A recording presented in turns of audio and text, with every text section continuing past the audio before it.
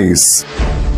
O aparelho fonador é uma adaptação de partes do aparelho digestivo e respiratório. Portanto, quando falamos, não apenas ele, mas todo o organismo passa a funcionar e expressar por meio da voz nosso comportamento físico e emocional.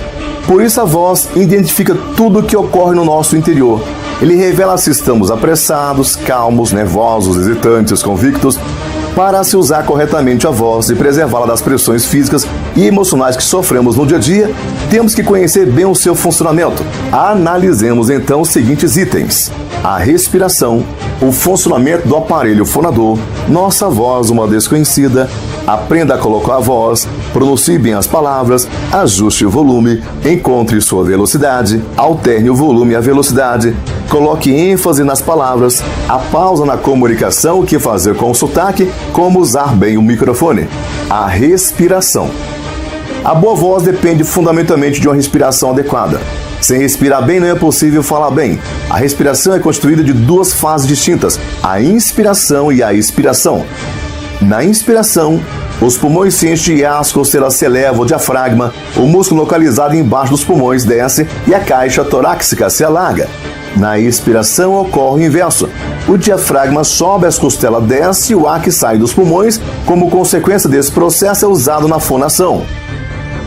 A respiração correta para falar é realizada com a região abdominal, como faz as pessoas quando estão dormindo. Veja a seguir uma sugestão de como esse trabalho poderá ser realizado. Fique em pé, distribuindo naturalmente o peso do corpo sobre as duas pernas e com a postura um pouco relaxada.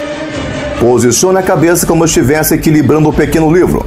Coloque as mãos sobre o abdômen sem forçar. Elas servem apenas para que você se conscientize do procedimento correto ao respirar, na produção da fala.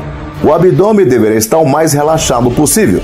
Observe como durante o processo de inspiração o abdômen se eleva.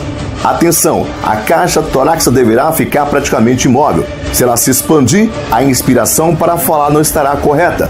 Expire com os lábios levemente cerrados, produzindo fluxo contínuo de ar e observe como o abdômen se contrai.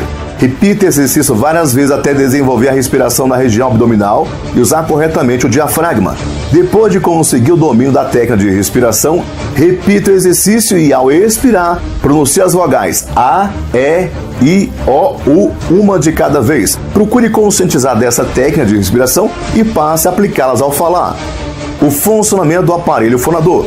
O ar expirado dos pulmões passa pela traqueia até chegar à laringe, onde o som é produzido. As cordas vocais localizadas na laringe possuem um papel predominantemente na produção da voz. São 4 as cordas vocais, 2 superiores e 2 inferiores. Apenas as 2 inferiores são utilizadas na fonação.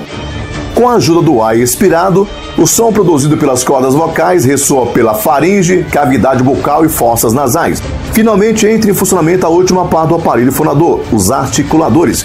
Depois que o som ressoa, ele é articulado para a formação das palavras, participando do processo de articulação os palatos, palato mole, localizado na parte posterior, e o palato duro à frente, a língua, os dentes, os lábios e as mandíbulas. Nossa voz, uma desconhecida. Quando a pessoa ouve pela primeira vez sua voz gravada, costuma afirmar que não é ela quem está falando ou coloca em dúvida a qualidade do gravador. Geralmente não gostamos de nossa voz quando a ouvimos pela primeira vez, reproduzida numa gravação, porque quase sempre julgamos que ela tem melhor qualidade. Temos essa opinião porque quando falamos, ouvimos o som da nossa voz dentro de nossa cabeça, com toda a ressonância produzida pelos ossos. Entretanto, as outras pessoas e obviamente o gravador captam a vibração de uma onda de ar, isto é, um som diferente daquele que estamos acostumados a ouvir. Essa experiência talvez seja decepcionante para alguns, mas um alerta para outros, que se sentem motivados a aprender a usar de forma mais eficiente seus ressoadores, aproveitando todo o potencial da voz. Aprenda a colocar a voz.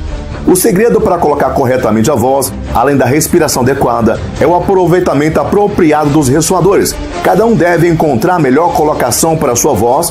O maior erro que alguém pode cometer é o de imitar um determinado tipo de voz, ou porque acha que é bonita, ou porque imagina que possa combinar com sua personalidade. A voz natural é aquela projetada na parte que vai da sobrancelha até a boca. Quando conseguimos colocar o som nessa região, estamos utilizando a melhor voz que podemos produzir. Ela deve ter sonoridade agradável e ser emitida sem esforço. Para descobrir qual é a sua melhor voz, cante com a boca fechada uma melodia que conheça bem. Cantando assim, você sentirá a vibração no nariz e próximo da boca. Esse é o efeito da ressonância. Põe a ponta dos dedos no nariz e próximo dos lábios para sentir melhor a vibração e coloque mais o som na área nasal ou da boca, até que a ressonância fique equilibrada. As pessoas usam a voz de forma incorreta, porque na maioria das vezes não se valem da ressonância nasal. Verifique também se esse é o seu caso. Sempre cantando com a boca fechada, coloque aos poucos o som na área nasal até que a vibração do nariz e da boca estejam distribuídas. Esse equilíbrio é importante para evitar que se produza uma voz excessivamente nasalada. Depois de encontrar sua ressonância equilibrada, você terá identificado também a sua voz natural. A partir dessa descoberta, pronuncie algumas palavras, procurando manter a mesma ressonância. De maneira alternada, cantarole com a boca fechada e diga algumas palavras até se certificar de que a ressonância é a mesma. Para que não haja o risco de parecer artificial nas conversas que mantiver com as pessoas, faça leituras diárias de textos de jornais e revistas em voz alta, até assegurar-se de que usa a sua ressonância com naturalidade e sem esforço.